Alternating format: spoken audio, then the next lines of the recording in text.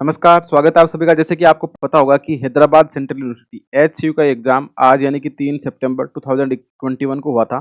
तो उसका पेपर कैसा आया था? आपको कैसा लगा था? वो आप कमेंट बॉक्स में ज़रूर बताएँ। आपको हार्ड लगा था कि ईज़ी लगा था, कैसा लगा था? तो अभी उस पेपर के अपन ग्रुप थ्योरी क्वेश्चन करने वाले हैं। अगर जिन लोगों ने ये जो मेंबरशिप वाली जो ग्रुप थ्योरी की क्लासें ली थी, मुझे नहीं लगता कि उनका कोई क्वेश्चन गलत हुआ होगा क्या? क्योंकि 5 क्वेश्चन आए थे, बड़े सिंपल क्वेश्चन है, बड़े एकदम से ईज़ी क्वेश्चन है। अपन ने इसमें सिर्फ 2 टॉपिक नहीं पढ़े हैं अभी तक उनमें, नॉर्मल सब ग्रुप और आइसोमॉर्फिज्म। अगर वो दोनों अगर पढ़ लेंगे तो अपन वो भी हो जाएंगे। अपना नेक्स्ट टॉपिक नॉर्मल सब ग्रुप ही रहेगा। तो अपन कल का जो वीडियो आएगा उसमें अपन नॉर्मल सब ग्रुप ही पढ़ेंगे। और बाकी तो इसके बहुत ही इजी क्वेश्चन है। अपन ने सारे के सारे ऑप्शन और सारे के सारे क्वेश्चन क्लास में डिस्कस करें। तो आप देख सकते हैं कि जो मेंबरशिप वाली क्लास है वो आपके लिए कितनी हेल्पफुल रहने वाली है। तो ये जो 5 क्वेश्चन है, इस 5 क्वेश्चन को करने के बाद आपको एक आइडिया ये लग जाएगा कि ये जो एचसीयू का 2021 में पेपर हुआ था, तो आप ये 5 क्वेश्चन खुद से जरूर ट्राई करें और ये वीडियो को भी देखें ताकि आपको आइडिया लग जाए कि कैसे सोल्व करना है, कौन से ऑप्शन को कैसे डिस्कार्ड करना था। अपन ने जितने भी एग्जाम्पल लिए हैं डिस्कस करें, उन्हीं में से आपका सारा काम हो जाएगा। तो इससे आपको एक आइडिया लग जाएगा कि देखो 2021 में भी ऐसे ही ग्रुप थ्योरी से क्वेश्चन पूछे जा रहे हैं। अपन जो पढ़ रहे हैं वो वैसा ही पढ़ रहे हैं क्या? बाकी पेपर तो आपने सोल्व कर लिए होंगे, नहीं करें तो कर लो ताकि आपको आइडिया लग जाएगा।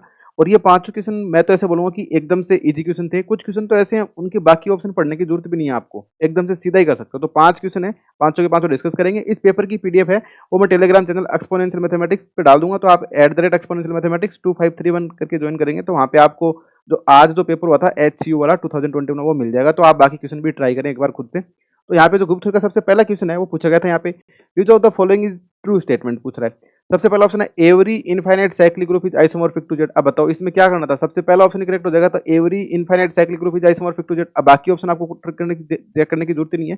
इसमें पेपर में पैटर्न में आपको बता दूं कि जो पार्ट ए था और पार्ट बी था, ये 25 मार्क्स का था और ये 75 मार्क्स का था। इसमें क्वेश्चन थे वो 1 मार्क्स का था और इनकरेक्ट होने पे 0.33 डिडक्ट हो रहा था और यहाँ पे 0.66 डिडक्ट हो रहा था और ये सारे क्वेश्चन 3 मार्क्स के थे। तो ऐसा कुछ पेपर आया था। 25-25 क्वेश्चन आए थे।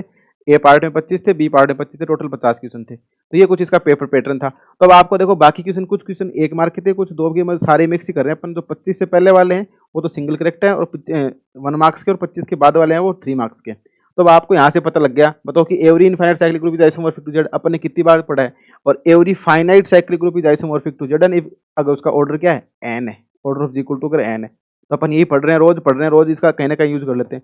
आगे बोलता है कि an infinite cyclic group may not have a non trivial सब ग्रुप। ये बोल रहा है कि उसके पास क्या नहीं होगा? एक नॉन ट्रिवियल सब ग्रुप नहीं होगा। मे नॉट हैव हो भी सकता है, कोई जरूरी थोड़ी ना है कि an infinite cyclic group may not have a non trivial सब, यानी कि उसके पास कोई नॉन ट्रिवियल सब ग्रुप नहीं होगा। देखो आप सीधा के सीधा ही देख लोगी, जो अपना जेड है वो कैसा है? जेड इनफाइनाइट साइक्लिक ग्रुप है। और कोई एग्जांपल ले सकते हैं अपन, क्यू है ना, क्यू क्यू लेंगे ना अगर क्यू वाला, तो पर क्यू तो साइक्लिक नहीं होता। पर ये कहने का मतलब है कि infinite cyclic group may not have a non trivial सब ग्रुप। पर इनफाइनाइट साइक्लिक ग्रुप के पास आपको क्या मिल जाएगा? साइक्लिक ग्रुप होगा तो उसके पास नॉन ट्रिवियल सब ग्रुप मिल जाएगा। कहने का मतलब ये है कि कोई अपन जैसे सी स्टार लेते हैं, वो क्या होता है? इनफाइनाइट होता है, साइक्लिक ग्रुप हो जाता है और इसके पास तो हर ऑर्डर के सब ग्रुप मिल जाते हैं। तो नॉन ट्रिवियल बोलने की जरूरत ही नहीं है, नॉन ट्रिवियल तो एग्जिस्ट कर जाएगा। ये बोलता है मे नॉट हैव, यानी एग्जिस्ट करेगा, तो ये भी गलत हो गया। If P is a prime number then any group of order P square is cyclic. अपन को पता है कि if order of G equal to P square होता है तो अपन क्या बोलते हैं? जी या तो किसका आइसोमॉर्फिक होएगा? Z P cross Z P को होएगा, या किसके होएगा? जेड पी स्क्वायर के होएगा। तो ये वाला तो कैसा होता है? आबेलियन होता है। और ये वाला कैसा होता है? साइक्लिक होता है। तो जरूरी नहीं है ना कि साइक्लिक, आबेलियन वाला पॉसिबिलिटी है ना, Z P cross Z P बन जाएगा तो ये आबेलियन हो जाएगा, साइक्लिक होना कोई जरूरी नहीं है। तो ये भी गलत हो जाएगा। Every group of order 6 is isomorphic to Z by Z 6। ये जेड बाई जेड 6 बोलने का मतलब यही होता है, ये जेड 6 की बात कर रहे हैं कि 6 ऑर्डर का ग्रुप है वो जेड 6 का आइसोमॉर्फिक होगा। कोई जरूरी नहीं है। अगर order of G equal to क्या होता है? 6 होता है, तो जी के पास 2 पॉसिबिलिटी होती है, या तो वो जेड 6 का आइसोमॉर्फिक हो या वो एक नॉन आबिलियन ग्रुप S3 या D3 जैसा होगा। क्यों? क्योंकि 6 का मतलब क्या होता है? 2 इंटू 3 होता है और 2 डिवाइड कर रहा है 3 माइनस 1 को। तो इसका मतलब 2 पॉसिबिलिटी बनेंगी, एक तो आबिलियन होगा और एक नॉन आबिलियन ग्रुप होगा। जो आबिलियन वाला होगा वो तो जेड 6 का आइसोमॉर्फिक हो जाएगा और जो दूसरा बचेगा वो S3 या D3 टाइप का होगा। तो ये भी गलत हो गया। तो यहाँ से आपको जो नीचे के 3 ऑप्शन थे वो तो चेक करने ही नहीं थे, ये तो इसने फालतू दे रखा था टाइम बचाने के लिए था कि अगर every infinite cyclic group is isomorphic to Z, बस खत्म का, कल ऑप्शन करेक्ट हो जाएगा। पर अपन सारे डिस्कस कर लिए। अब नेक्स्ट क्वेश्चन है वो भी सेम ऐसे एकदम से इजी सा क्वेश्चन है कि let G be a group of order eight then which of the following statement is true. यानी कि ऑर्डर ऑफ जी क्या दे रखा है? एट दे रखा है, ठीक है। या अब देखो, अब इसको क्वेश्चन करने का ना सीधे सीधा काम है कि पहला ऑप्शन बोलता है कि जी इज नेसेसरी। यहाँ पे आपको सारे एग्जांपल याद होने चाहिए, नहीं जितने भी अपन ने काम में लिए ना example, D4 Z2 cross Z4 Z6, ये सारे जितने भी एग्जांपल अपन पढ़े ना वो ये सब याद होने चाहिए। ये बोलता है कि जी इज नेसेसरीली आबिलियन, यानी कि आबिलियन ही होगा, कोई जरूरी थोड़ी ना है। ले लो जी इक्वल टू D4 ले लो, जी इक्वल टू D4, क्योंकि अपन को सिर्फ इतना ही दे रखा है कि order of G equal to क्या है? 8 है। यहाँ से 8 आ रहा है कि बस इतना ही दे रखा है, किसी का ऑर्डर 8 है और बाकी कुछ नहीं दिया। तो 8 है तो अपन को पता है 8 ऑर्डर का ग्रुप तो D4 होता है। वो कैसा होता है? नॉन अबेलियन होता है। तो ये तो नॉन अबेलियन हो गया। नॉन अबेलियन हो गया तो पहला ऑप्शन तो गया काम से, अबेलियन बोल रहा है। दूसरा बोलता है जी इज नेसेसरीली नॉन अबेलियन, कि नॉन अबेलियन ही होगा, ये भी कोई जरूरी नहीं है। ले लो जी इक्वल टू Z8 ले लो, G equal to Z2 cross Z4 ले लो, और जी equal to Z2 cross Z2 ले लो। ये सारे के सारे कैसे हैं? अबेलियन है। और ऑर्डर ऑफ जी कितना आ रहा है? 8 आ रहा है, तो ये भी गलत हो गया। अब आगे बोलता है there exist a non abelian group of order. ये यहाँ पे ये इसको ध्यान से देखो कि there exist a non abelian group of order. इसका कहने का मतलब है कि एक ग्रुप एग्जिस्ट करेगा 8 ऑर्डर का जो नॉन अबेलियन होगा। बिल्कुल करेगा। D4 कर रहा है, Q4 कर रहा है, एक Q2 तो कर रहे हैं, तो there exist non abelian group of order, ये तो करेगा। तो ये तो करेक्ट बात होगी, क्योंकि एग्जिस्टेंस के लिए आपको अगर एक भी मिल रहा है तो बात बन जाएगी। तो इसने एक ही एग्जिस्टेंस की बात की, आपने बता दी कि D4 Q4 कर देगा। आगे बोलते हैं there are exactly 2 non isomorphic abelian group of order, यानी कि ये बोलना चाह रहा है कि 8 ऑर्डर के सिर्फ 2 ही अबेलियन ग्रुप एग्जिस्ट करेंगे, जो कैसे होंगे? आपस में नॉन आइसोमॉर्फिक होंगे, यानी आइसोमॉर्फिक नहीं होंगे, ऐसे 2 ही होंगे। पर मैं आपको 3 एग्जांपल तो लिख ही दे चुका हूँ यहाँ पे। Z8 Z2 cross Z4 Z2 cross, ये सारे के सारे कैसे हैं? अबेलियन है। पर Z8 है वो आइसोमॉर्फिक नहीं है Z2 क्रॉस Z4 के, और ना ही ये आइसोमॉर्फिक किसके है? Z2 क्रॉस Z2 के। तो अपन को तो 3 तो दिख ही गई। ये तो बोला एग्जैक्टली 2, एग्जैक्टली 2 नहीं भाई, 3 तो दिख रहे हैं हमको। Z8 भी मिल रहा है, Z2 क्रॉस Z4 भी मिल रहा है, और Z2 क्रॉस 3 बार Z2 है ये। तो सबका ऑर्डर 8 है और सारे के सारे कैसे हैं? अबेलियन है। तो देयर आर एग्जैक्टली 2 नहीं, देयर आर एग्जैक्टली 3 तो अपन को दिख रहे हैं, और अपन को चेक करना पड़ेगा कर रहे हैं कि नहीं कर रहे। पर अपन को 3 तो दिख रहे हैं, इसमें 2 बार, तो ये भी गलत हो गया, तो डी वाला भी गलत हो गया। बताओ, सिंपल सा काम था। आपने एक तो एग्जाम्पल D4 सोचा और Z2 cross Z2 cross Z2। आप मैंने बोला था ना, कल ही बोला था कि आप Z2 क्रॉस Z2 को अपनी पॉकेट में रखा करो, हर कहीं काम आ जाएगा। लास्ट क्लास में जब अपन ग्रुप थ्योरी पढ़ रहे थे तो Z2 क्रॉस Z2 क्रॉस को अप्लाई करके चेक कर लिया करो। अब इसका ऑर्डर 8 है, अबेलियन है। D4 नॉन अबेलियन है, तो नॉन अबेलियन से तो ये वाले ऑप्शन चले जाएंगे, ये बोलता है अबेलियन हो जाएगा। तो सारे ऑप्शन डिस्कार्ड हो गए, सी वाला बच गया। आपको पता लग गया कि देयर एग्जिस्ट है non abelian group of order, 8 order का एक नॉन अबेलियन ग्रुप एग्जिस्ट करेगा, तो सी करेक्ट हो गया। अब आप सोचो इन दोनों क्वेश्चन में क्या था जो आपसे नहीं होने वाला था? एकदम इजी से फ्री के नंबर थे दोनों के दोनों। अब चलते हैं नेक्स्ट क्वेश्चन पे। ये तो एकदम से सिंपल आ गया, ये तो बहुत ज्यादा सिंपल हो गया। अब देखो, ये बोला कि match the following group with their property. अब बताओ कि Z2 क्रॉस Z2 है, प्रॉपर्टी देखो यहाँ पे क्या बोल रखी है कि साइक्लिक कौन सा है, नॉन अबेलियन एंड फाइनाइट कौन सा है, और अबेलियन और but not cyclic, non abelian and infinite, ये सब चीजें बतानी है। अब आपको अपन ने एक लास्ट क्लास में चीज देखी थी, लास्ट क्लास यानी कि जो जॉइंट मेंबर वाले थे ना, उनको तो पता है, बाकी भी ध्यान रखें और याद रखने की कोशिश करें। जैसे मान लो Z2 क्रॉस Z2 है, ठीक है, तो अपन को पता है कि Z2 क्रॉस Z2 कैसा ग्रुप है? अबेलियन है, बट नॉट साइक्लिक, साइक्लिक नहीं है, बट नॉट साइक्लिक है, नहीं है। और ऑर्डर ऑफ जी कितना है? 4 है, तो ये कैसा है? फाइनाइट है। तो मैं ऐसा बोल सकता हूँ कि ये अबेलियन बट नॉट साइक्लिक, ठीक है, अबेलियन बट नॉट साइक्लिक। दूसरा बोलता है जेड है, और जेड अपना कैसा होता है? जेड कैसा होता था? इनफाइनाइट भी होता है और साइक्लिक भी होता है। तो जेड इनफाइनाइट है और साइक्लिक है, तो साइक्लिक तो सिर्फ एक ही ऑप्शन में। और अपना ये वाला कैसे आया था? फर्स्ट वाला ये आया था अपना अबेलियन बट नॉट साइक्लिक। तो फर्स्ट तो किससे मैच हो जाएगा? सी से मैच हो जाएगा। सेकंड किससे मैच हो जाएगा? ए से हो जाएगा। अब देख लो ऐसा कौन सा है जो फर्स्ट तो सी से, अगर आपको थर्ड और फोर्थ नहीं पता है ना, तो फर्स्ट सी से और सेकंड ऐसे, ऐसा सिर्फ और सिर्फ फोर्थ ऑप्शन में दिख रहा है, तो इसका आंसर तो क्या हो जाएगा? फोर्थ हो जाएगा। अब आगे वाले आपको 2 चेक करने की भी जरूरत नहीं है और 3 मार्क्स मिल जाते हैं आपको फ्री के। तो यानी आगे वाला तो चेक करने की जरूरत नहीं है। तो फर्स्ट सी से आ गया, सेकंड ए से आ गया। अब आगे वालों को भी चेक कर लेते हैं। M2R the ring of 2 cross 2 matrix. मैंने आपको बताया था कि जब अपन ने SLNR पढ़ा था, जो मैं जॉइंट मेंबर है उनकी बात कर रहा हूँ, SLNR पढ़ा था, GLNR पढ़ा था, ये कुछ इस प्रकार से नहीं दिख रहा आपको। M2R बोलने का मतलब सेट ऑफ ऑल 2 क्रॉस 2 मैट्रिक्सेज। अब 2 क्रॉस 2 मैट्रिक्सेज तो देखो मैं आपको बताता हूँ, 1 B 1 0 ये मैट्रिक्स है, और ये किस में जाएगी? M2 R क्रॉस R में जाएगी, M2 R में जाएगी ना, और B बिलोंग्स टू R है। तो अब बताओ ऐसी मैट्रिक्स कितनी एग्जिस्ट कर सकती हैं? ऐसी तो इनफाइनाइट मैट्रिक्स एग्जिस्ट कर सकती हैं। तो इसका मतलब ये तो पता लग गया कि ऑर्डर ऑफ M2R कितना आएगा? इनफाइनाइट आएगा। तो इनफाइनाइट ऑर्डर आ गया। अब पहली बात ये बताओ कि मैट्रिक्स मल्टीप्लिकेशन कम्यूटेटिव नहीं होता है, तो यानी अबेलियन नहीं होगी। तो इसका मतलब M2R है वो कैसा नहीं होगा? वो कैसा होगा? नॉन अबेलियन होगा, क्योंकि भैया अपन को पता है मैट्रिक्स मल्टीप्लिकेशन कम्यूट नहीं करता तो अबेलियन नहीं होता। तो नॉन अबेलियन है, और ऑर्डर ऑफ M2R कितना आ रहा है? इनफाइनाइट। तो नॉन अबेलियन और इनफाइनाइट, इसका मतलब थर्ड वाले में क्या आएगा? डी आएगा। तो थर्ड वाले में डी आएगा। और D8 अपन को पता है, ये D8 भी बोलते हैं, मैंने बताया भी था, इसको DN से भी डिनोट कर देते हैं या D4 भी बोल देते हैं। और सॉरी, यहाँ पे तो इसने D8 की बात करी है, तो D8 की बात की तो ऑर्डर ऑफ D8 कितना हो जाता है? 16 हो जाता है।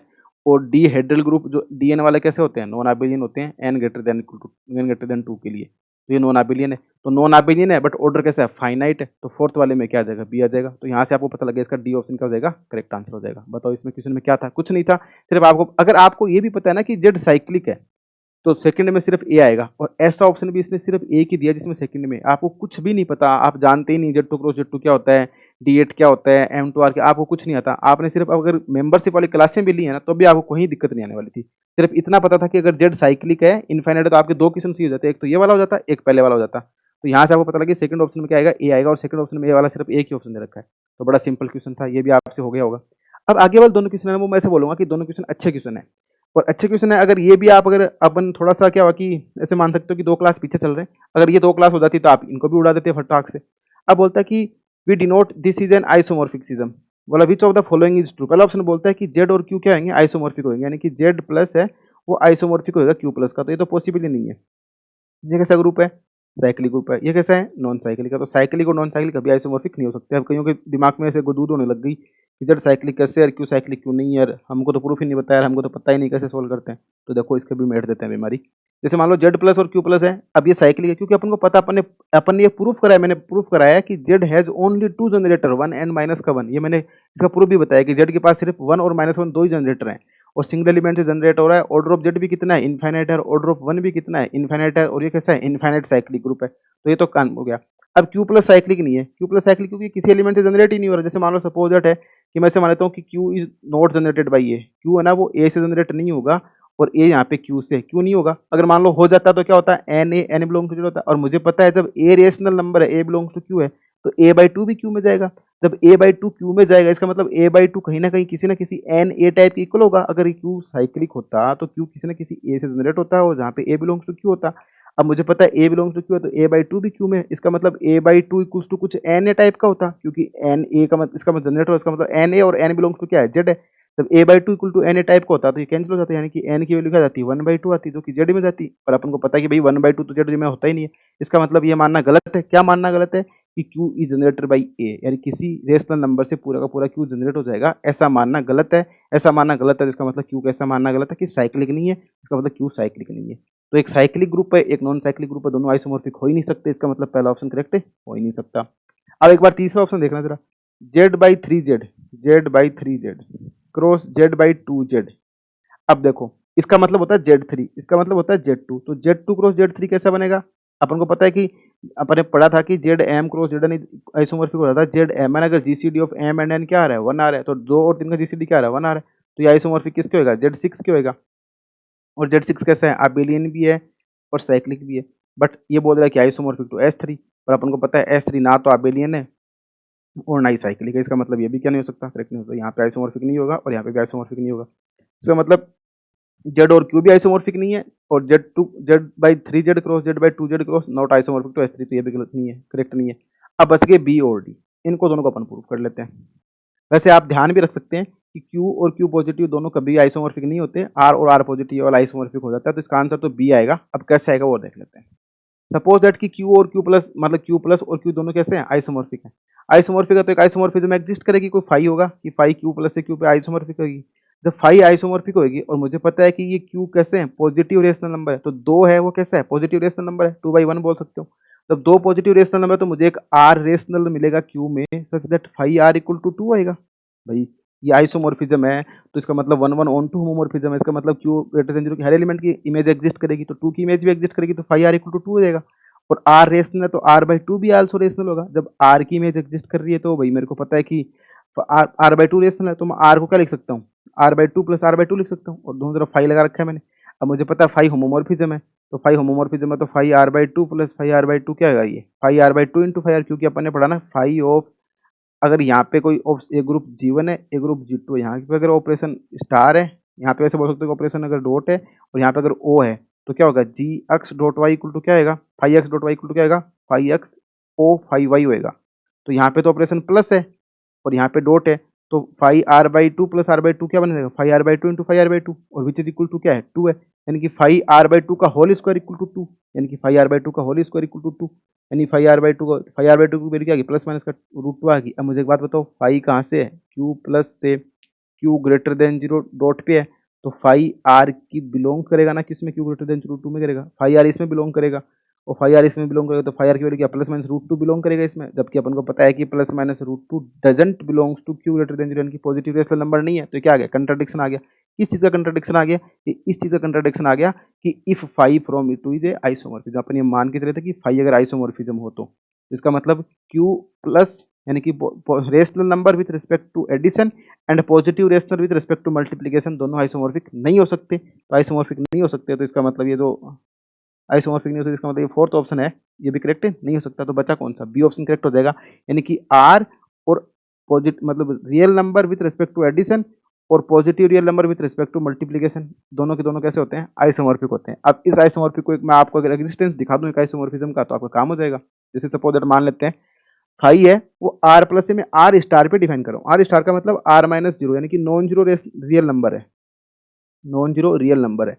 जबकि अपनी को बात कहाँ से करनी है, आर प्लस से आर पे करनी है। तो मैंने क्या करा, मैंने एक फाइव एक्स डिफाइन कर दिया ई टू दी पावर एक्स जो कहाँ से है, आर प्लस से आर पे।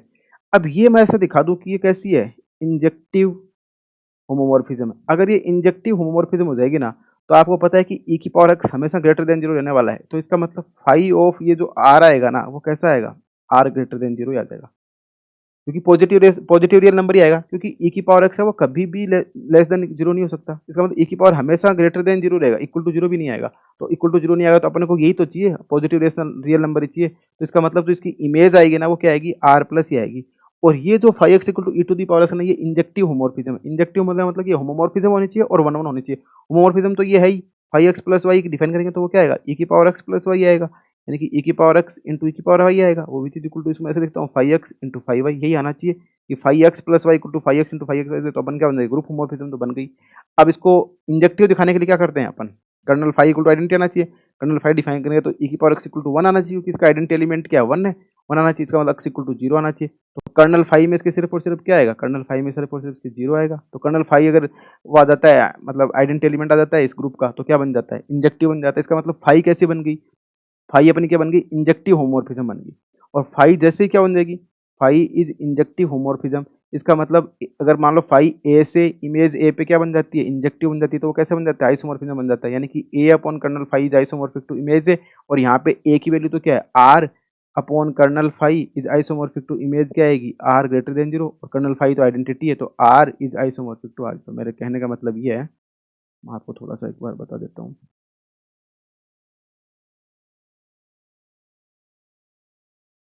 जैसे कि यहाँ पे अपन को तो कर्नल फाइव तो आइडेंटिटी आ गया और फाइव इंजेक्टिव होमोमॉर्फिज्म बन गई, ठीक है। अब अपन क्या करेंगे, जैसे अपन को पता लग गया कि फाइव कैसे होगी, इंजेक्टिव होमोमॉर्फिज्म होगी। तो ए यानी कि फाइव इंजेक्टिव होगी तो R upon kernel five is isomorphic to image R आएगा। अब यहाँ पे इमेज इसकी आर की क्या आ रही है, हर एक्स बिलोंग्स टू आर के लिए फाइव एक्स कैसा आ रहा है अपना, ग्रेटर देन जीरो आ रहा है। और कर्नल फाइव कैसा, आइडेंटिटी। तो R upon identity is isomorphic to R greater than zero. इसका मतलब R is isomorphic to R greater than zero. इसका मतलब क्या हुआ कि पॉजिटिव जो रियल नंबर है with respect to addition is isomorphic to positive real number with respect to multiplication. अब यहाँ पे आर स्टार है, यहाँ पे नॉन जीरो रियल नंबर लेके चल रहे हैं, पर नेगेटिव वाली तो इमेज में आ ही नहीं रही, इमेज में सिर्फ और सिर्फ ग्रेटर देन जीरो वाली आ रही है। इसलिए ये आर प्लस है वो आइसोमॉर्फिक हो गया R greater than zero dot के।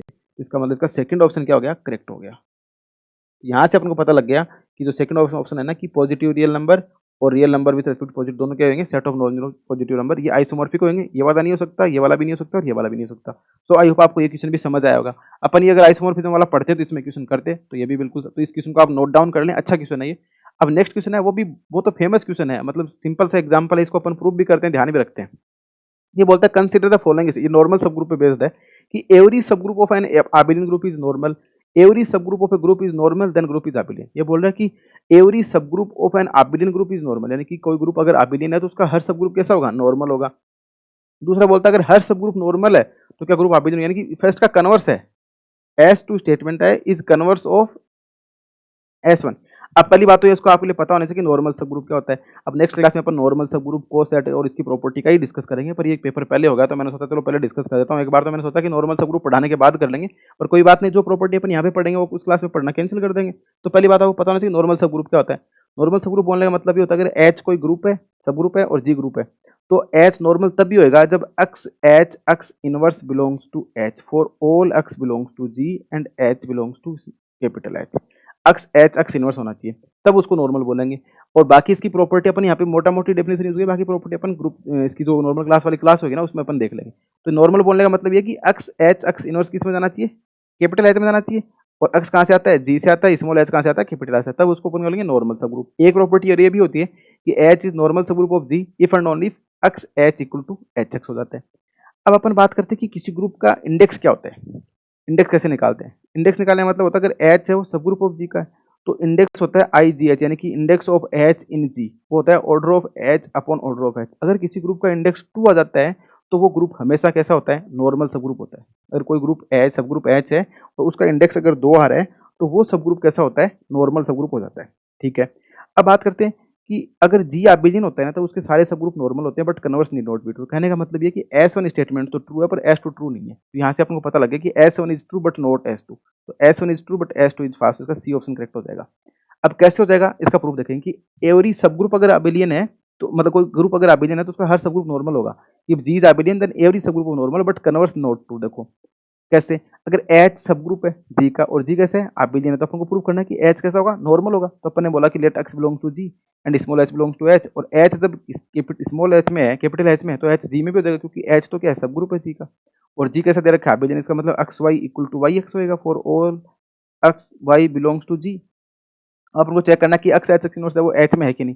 मैंने लिखा अक्स एच एक्स इनवर्स, जब मेरे को एक बात बताओ अक्स जी में है तो अक्स इनवर्स भी जी में होगा।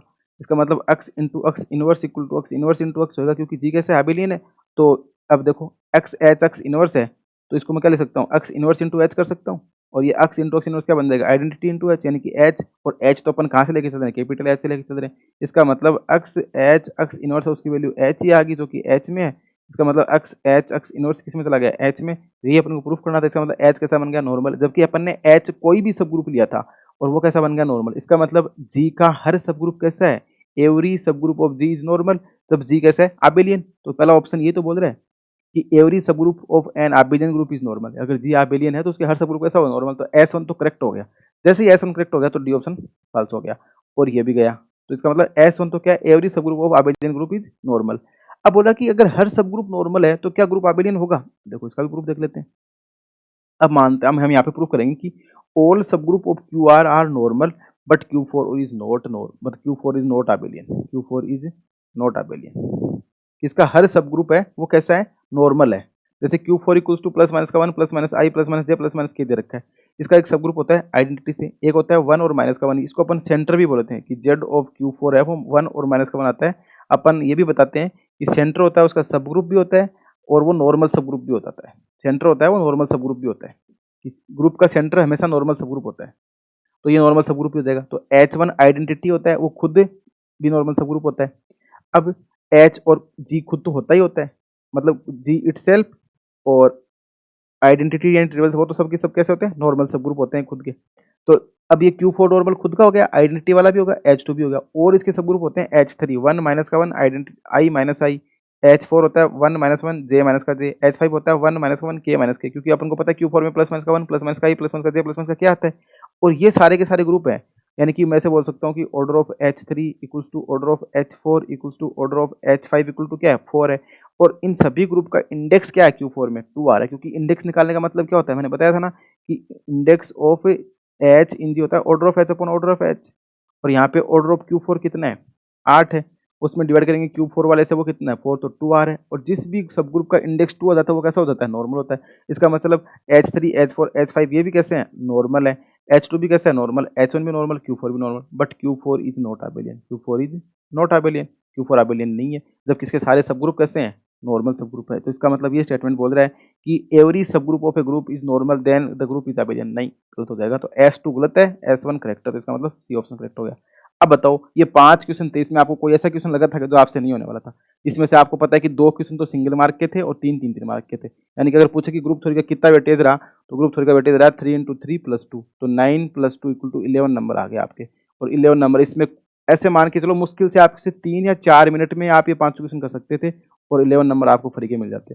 तो ये ग्रुप थ्योरी से मतलब अच्छा वेटेज बोल सकते हैं, जैसे 5 क्वेश्चन थे, बड़े सिंपल से थे, जो आप एकदम चुटकी में कर सकते हैं। तो आई होप आपको ये क्वेश्चन समझ में आए होंगे। कोई भी डाउट रहता है तो आप कमेंट बॉक्स में जरूर पूछिए, बाकी क्वेश्चंस भी देख लेंगे। और अगर ग्रुप थ्योरी से ऐसी लेटेस्ट क्लासें और बाकी अपन पीडी की क्लासें भी लेंगे, तो उसके लिए आपको ज्वाइन बटन पर क्लिक करना होगा और वहाँ पे आप अपने अकॉर्डिंग मैनुअल जो चूज कर सकते हैं। सो आई होप आपको ये वीडियो समझ में आया होगा कैसे क्वेश्चंस करें। So thanks for watching and keep continue watching exponential mathematics. Thank you.